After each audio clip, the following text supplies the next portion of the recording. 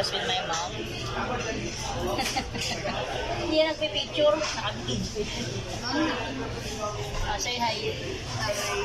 And, so, after ng mass, and diretso kami dito. But before that, tumulong muna ako mag-repacking ng mga para sa mga nasalantanan budget. Tumulong muna ako sa simbahan. Kasi nagsiserve din naman ako. Sarap. Yan. So, for breakfast, binili namin is, ano to? Bacon. Bacon ano to? Bacon with egg and cheese.